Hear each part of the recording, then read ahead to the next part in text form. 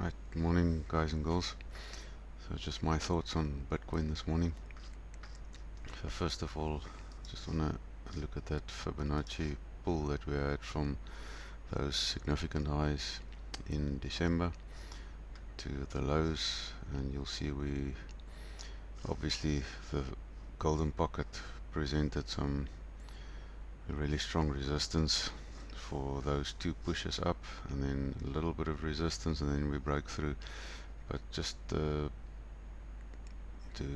want to bring your attention to this 0.786 level of the Fibonacci. It looks like we just reacted off of there.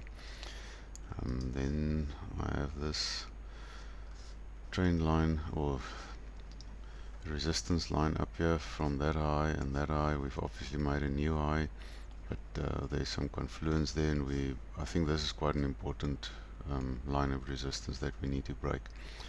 So we are holding here. We've been here for a day now in that previous range from basically from December.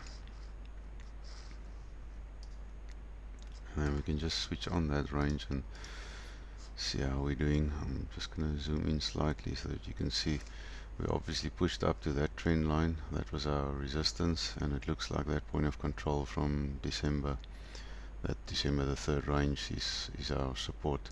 So we're being squeezed in between those two levels. So I think that's probably my summary for the morning, is one of those two are going to give at some point. So we can see that as a swing failure of that 786, and also it just touched or just broke through that little trend line there. So I'll be watching the charts very carefully today for those levels. And then another level that I've been looking at, let me just zoom out a little bit, go on the daily.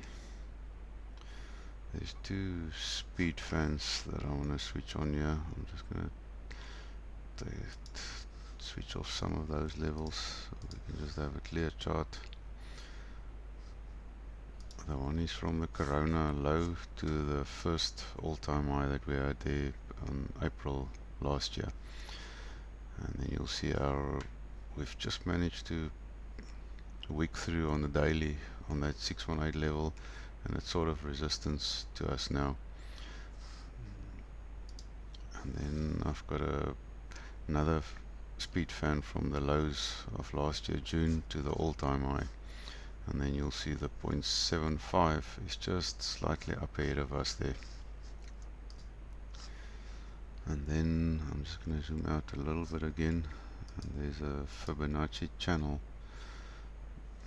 Let me just switch off those again so we can see better. So this is quite a significant channel. So it's got those two highs there as my magnet points, and this where it started off here. So my channel started there, then this touch, then that touch, the 3 points, that makes it a channel. Really good reaction there, and just a front run there. And then the 618 is also just up ahead. So I think if we go back to that speed fan, yeah, you see there's a bit of confluence there around 48,700, 48,700. And then if we come back again, let me just switch that off again, and then the last parallel channel I've got here, yeah, we've just touched there, but that's basically the same as that trend line we've got up there. I think that's the one, yes. So that's quite an important level there. If we break that, we'll probably see us take out that, because that's the next significant high that's above us, and that we can probably mark as